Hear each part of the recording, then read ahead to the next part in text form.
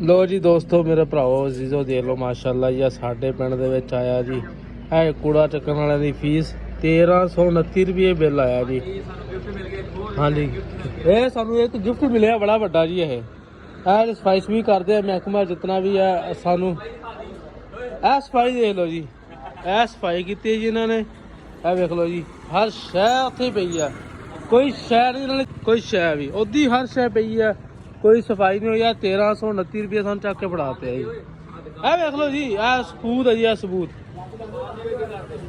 ए देख लो जी ए सारा कुछ देना बिल देख लो जी ए देख लो कोई मैनू दसो ए एक निक्की जी दुकान है जी साझे निक्की जी दुकान है दुकान का सानू बिल कितना आया जी 1329 रुपये उधर बिल सानू ए आ गया एक बिजली का आ गया पानी का आ गया इस तरह रह गया इस काम वास्ते सोने सानू गिफ्ट देंदे सोने गिफ्ट ਇਹ ਵੇਖ ਲਓ ਮੈਂ ਕਿਹਾ ਸਾਡਾ ਕਰੋ ਕੀ ਯਾਰ ਸਾਡੇ ਨਾਲ ਮੈਂ ਤੁਹਾਨੂੰ ਦਿਖਾ ਰਿਹਾ ਵੀ ਕੋਈ ਸਫਾਈ ਨਹੀਂ ਆ ਵੇਖ ਲਓ ਇਹ ਉਦੋਂ ਪਿਆ ਲੋਕਾਂ ਦੇ ਘਰ ਆਉਂਦੇ ਆ ਸਾਰਾ ਪਰਚਾ ਪੁਰਚਾ ਚੱਕ ਕੇ ਜਨਾਬ ਜੀ ਆ ਸਾਨੂੰ ਦੇਈ ਜਾਂਦੇ ਆ ਜਿਹੜੇ ਬੰਦੇ ਨੇ ਨਾ ਤਾਰਿਆ ਉਹ ਜਨਾਬ ਜੀ ਕਾਰਵਾਈ ਹੈ ਜੀ। ਇਹ ਕੂੜਾ ਵੇਖ ਲਓ ਉੱਦੀ ਪਿਆ ਸਾਡੇ ਪਿੰਡ ਦੇ ਵਿੱਚ ਕੋਈ ਸ਼ੈਨ ਚੱਕੀ ਗਈ ਆਸੇ ਪਾਸੇ ਹਰ ਸ਼ਾ ਉਂਝ ਹੀ ਆ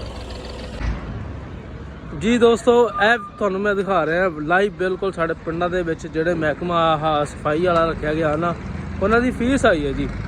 ਇੰਨੀ ਫੀਸ ਤਾਂ ਜੀ 3 ਮਹੀਨਿਆਂ ਦੀ ਹੈ ਕਿ 1 ਮਹੀਨੇ ਦੀ ਅੱਲਾ ਜਾਣ ਦਾ ਬਿਹਤਰ 1329 ਰੁਪਏ ਬਿੱਲ ਦੱਸਿਆ ਗਿਆ ਜੀ 1329 ਰੁਪਏ ਬਿੱਲ ਵੀ ਇੱਕ ਘਰ ਨੂੰ 1329 ਰੁਪਏ ਬਿੱਲ ਆਇਆ ਹਿਸਾਬ ਤੁਸੀਂ ਲਾ ਲਓ ਵੀ ਕਿਤਨੇ ਘਰ ਹੈ ਇਹ ਕਿੰਨੀ ਆਬਾਦੀ ਹੈ ਲੱਖਾਂ ਦਾ ਹਿਸਾਬ ਦੇ ਨਾਲ ਬਿੱਲ ਜਾ ਰਹੇ ਆ। ਸਫਾਈ ਤੁਸੀਂ ਵੇਖ ਲਓ ਇਹ ਕਿੰਨੀ ਕੁ ਸਫਾਈ ਹੋਈ ਹੈ ਜੀ ਆਹ ਦੇਖ ਲਓ ਕਿਹੜੀ ਸਫਾਈ ਹੋਈ ਹੈ ਜੀ ਇਹ ਸਫਾਈ ਵੀ ਦੇਖ ਲਓ ਉਹਦੀ ਹਰ ਸ਼ੈ ਪਈ ਹੈ ਜਿੱਦਾਂ ਹੁੰਦੀ ਹੈ। ਉਹ ਭਾਈ ਦੋ ਜਣੇ ਖੜੇ ਆ ਇਹ ਮੈਂ ਤੁਹਾਨੂੰ ਦਿਖਾ ਰਿਹਾ ਉਹਦੇ ਇਹ ਭਾਈ ਖੜੇ ਆ ਇਹ ਬਿੱਲ ਦੇਈ ਜਾ ਰਹੇ ਸਾਰੀ ਆਵਾਮ ਨੂੰ ਤੇ ਕਹਿੰਦੇ ਆ ਜੀ ਇਹਦੇ ਹੈ ਦੂਸਰਾ ਵੀ ਦੱਸਿਆ ਟੈਕਸ ਵੀ ਦੱਸਿਆ ਵੀ ਅਗਰ ਲੇਟ ਭਰਿਆ ਤੇ ਤੁਹਾਨੂੰ 100 ਰੁਪਇਆ ਇਜ਼ਾਫੀ ਪੈ ਜਾਣਾ।